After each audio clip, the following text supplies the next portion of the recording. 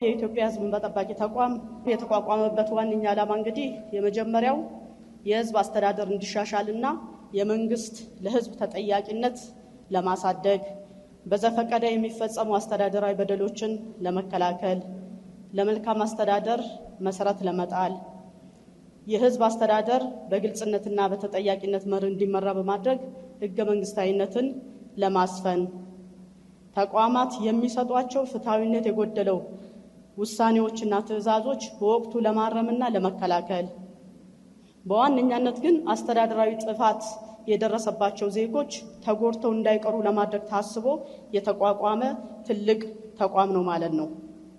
እንግዲህ ከዚህ በፊት የነበረው ነባራዊ ሁኔታ ምንድነው? የመጀመሪያው የተቋሙ አመራሮች የምልመላና የምረጣ ስርዓት አልተቀመጠለትም ነበረ ወይም ደግሞ ገለልተኛነቱን የሚያረጋግጥ አልነበረም። በሁለተኛ ደረጃ የቅርንጫፍ ጽሕፈት ቤቶችም እንደዚሁ በሹመት ነው የነበረውና ይሄ ደግሞ ለተጠያቂነትና ተቀናጅቶ ለመስራት የራሱ የሆነ አሉታዊ ተጽዕኖ እንደነበረው በወቅቱ ሲነሳ እንደነበረ ነው። ሌላው በምርመራ ስራ ላይ የተሰማሩ የተቋማችን ሰራተኞች ያለመከሰስ መብት አልነበራቸውም። ተቋሙ በግል ድርጅቶች የሚፈጸሙ አስተዳደራዊ በደሎችን የማየት ስልጣን አልነበረውም። ያ ማለት ሞር የመንግስትና የመንግስት የልማት ድርጅቶች ላይ ብቻ ነበረ ትኩረት አድርጎ ሲሰራ የነበረው። የበጀት ጥያቄና የማጽደቅ ሂደቱ እንደዚሁ የተቋሙን ነፃነትና ገለልተኛነት የሚያረጋግጥ አልነበረም። ተቋሙ መሰረታዊ የሆነ ደግሞ የተደራሽነት ችግሮች ነበሩበት። ሌላው እና ለዚህ ተቋም ከተሰጡ ስልጣንና ተግባራት መካከል የመገናኛ ብዙሃንና የመረጃ ነፃነት አዋጅ ሁለቱ አዋጆች በአንድ ላይ ተጣምረው መውጣታቸው ስራችን ላይ ራሱን የቻለ ችግር የፈጠረ መሆኑ እንደ ችግር ሲነሳ እንደነበረ ነው። እንግዲህ ከዚህ ተነስቶ የተሰሩ የሪፎርም ስራዎች ወደ 4 ነጥቦች ላይ አተኩሬ ያቀርባለሁኝ። ከአሰራርና ከሰው ኃይል አንጻር፣ ከህግ ማሻሻያ፣ ከቴክኖሎጂና እንዲሁም ከቅንጅታዊ አሰራር በተመለከተ አቀርባለሁ ማለት ነው። ከአሰራርና ከሰው ኃይል አንጻር የመጀመሪያው ከአሰራር አንጻር ተቋሙ ከዚህ በፊት ያልነበሩት በተለይ ባለፉት 7-8 ዓመታት ውስጥ የተሰሩት የምርመራ ማንዋል አልነበረውም፣ እንዲዘጋጅ ተደርጓል። የቁጥጥር ማንዋል ተዘጋጅቶ ስራ ላይ ውሏል። ተቋማት የመልካም አስተዳደር አፈጻጸም ልኬታቸው የሚለኩበት ጋይድላይን ተዘጋጅቷል። ከህግ ማሻሻያ አንጻር ቅድም ለማንሳት እንደሞከርኩት ተቋሙ የተቋቋመው በአዋጅ ቁጥር 2/1192 ቢሆንም ከጊዜ ወደ ጊዜ ግን 2 ጊዜ አዋጁ እንዲሻሻል ተደርጓል። በመጀመሪያው አዋጅ ቁጥር 1142 በ2011 የተሻሻለው አዋጅ ላይ 2 ነገሮች እንዲለወጡ ተደርጓል። ከብዙዎቹ ዋናዎቹ ለማንሳት ማለት ነው። አንደኛው የተሿሚዎችን በተመለከተ ከፖለቲካ ፓርቲ ገለልተኛ እንዲሆኑ ተደርጓል። ከነፃነት አኳያም እንደዚሁ የበጀት አጸዳደቅ ሂደቱ ለምክር ቤት ቀርቦ እንዲጸድቅ እንዲደረግ በአዋጁ በግልጽ ተቀምጧል ማለት ነው። ሌላኛው በአዋጅ ቁጥር 1307 በርካታ ማሻሻያዎች ናቸው የተደረጉት። የመጀመሪያው የግል ድርጅቶች የሚፈጸሙ አስተዳደራዊ በደሎች መቀበልና የመመርመር ስልጣን ተሰጥቶታል።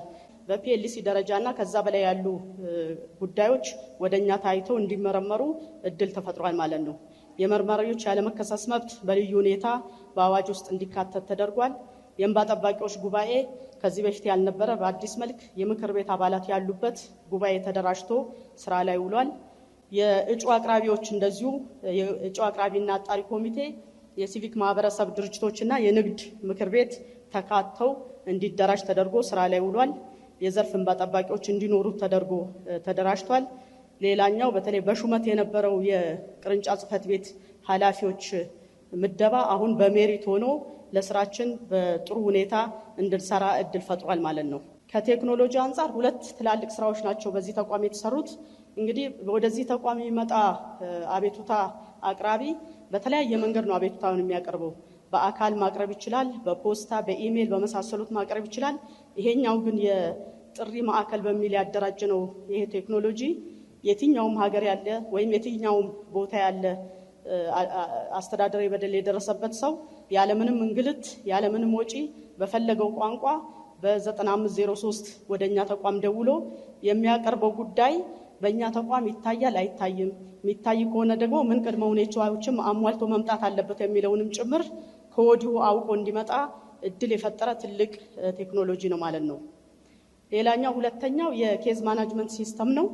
ይሄኛውም በተቋማችን በዋና መስሪያ ቤትና በብራንቾች ጋር የሚያመለክቱ አቤት ባዮች ምን ያህል አቤት ባዮች እንዳሉ፣ ጉዳያቸው በምን ደረጃ ላይ እንዳለ፣ አጠቃላይ የስራ ፍሰቱንና የመረጃ አያያዙ ስታንዳርዱን የጠበቀ እንዲሆን በማድረግ በኩል ተዘርግቶ ስራ ላይ የዋለ ደረጃውን የጠበቀ የኬዝ ማኔጅመንት ሲስተም ነው። ይህንን ወደፊትም አጠናክረን እንቀጥላለን። ቁልፍ ስኬቶች ምንድናቸው የሚሉት እንግዲህ ባለፉት 5 እና ከዛ ዓመታት በላይ በተሰሩ ስራዎች የተገኙ ውጤቶች የመጀመሪያው ወደ ተቋማችን ከሚመጡ አቤቱታዎች መካከል 78% እልባት እንዲያገኙ ተደርጓል። እንዲሁም ለአስተዳደራዊ በደል ተጋላጭ የሆኑ የህብረተሰብ ክፍሎች የምንላቸው ሴቶች፣ ህፃናት፣ አካል ጉዳተኛና አረጋውያንን በተመለከተ የቁጥጥር ስራ በመስራት 87% እልባት እንዲያገኝ ተደርጓል። የመረጃ ነፃነት ህግ ተግባራዊነትን ክትትል ይደረጋል። ከህግ ውጪ ከስራቸው የተሰናበቱ ወደ 942 የሚሆኑ ሰራተኞች ወደ ስራቸው እንዲመለሱ ተደርጓል። መሬታቸው አላግባብ የተወሰደባቸው ወደ 828 አቤት ባዮች ጉዳያቸው ተመርምሮ ምትክ ቦታ እንዲሰጣቸው እንዲሁም ደግሞ ከሚመለከተው አካል ጋር የጉዳዩን አግባብነት በመነጋገር ወደ 14 ሚሊዮን ብር ካሳ እንዲከፈላቸው ተደርጓል ማለት ነው። ሌላው አቤቱታ አቅራቢዎች ከህግ አግባብ ውጪ የተከለከሉትን ልዩ ልዩ መንግስታዊ አገልግሎቶች እንዲያገኙ ተደርጓል። ቀጣይ አቅጣጫ ብለን ያስቀመጥነው አሁንም ወደ ተቋሙ የሚመጡ አቤቱታዎች ቀድሞ ከነበረው 78% ቢያንስ ወደ 85% የመዝገቦችን እልባት እንሰጣለን የሚል ነው። የተጠናከረ የቁጥጥርና የምርመራ ስርዓት መስራት እንዳለብንና የአስተዳደራዊ በደልን መቀነስ እንዳለብን አስቀምጠናል። ሌላኛውና ትልቁ ከመረጃ ነፃነት ጋር በተያያዘ የመረጃ ነፃነት ረቂቅ አዋጅ አዘጋጅተን ለምክር ቤት በቅርቡ አቅርበናል። እሱን ማጸደቅ፣ እሱ ከጸደቀ በኋላ ደግሞ ደንብና መመሪያዎች ተዘጋጅተው እንዲቀርቡ ይደረጋል የሚል ነው የያዝነው።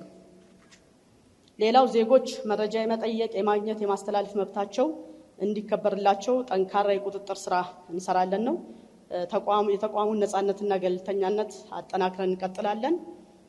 ከተቋማት የመረጃ ነፃነት አፈጻጸም ሪፖርት መቀበያ የኦንላይን ሪፖርቲንግ ሲስተም ከኢኖቬሽን ሚኒስቴር ጋር በመሆን ይሄን ለመስራት ጥረት እያደረግን ያለነው። ሌላኛው ትልቁ የተቋሙ ችግር የተደራሽነትና የብዝሃነት ችግር አለበት። ይህንን በሂደት እያስተካከልን እንሄዳለን የሚል አስቀምጠናል። ቀጣይነት ያለው ቴክኖሎጂ አጠቃቀም እንዲኖር በተለይ አሁን ትልቁ የተቋሙ ችግር ቋሚ ኦፊስ የሌለው ተቋም ከመሆኑ ጋር ተያይዞ በሂደት በሚቀጥሉት 4-5 ዓመታት ቋሚ ቢሮ በመገንባት ቋሚ ቴክኖሎጂ እንገነባለን የሚል ሀሳብ አለን። በአጠቃላይ በዓለም አቀፍ ደረጃና በአህጉር አቀፍ ደረጃ የጀመርናቸውን ቅንጅታዊ ስራዎች አጠናክረን እንቀጥላለን ነው። ለግልጽነትና ለተጠያቂነት እንተጋለን። አመሰግናለሁ።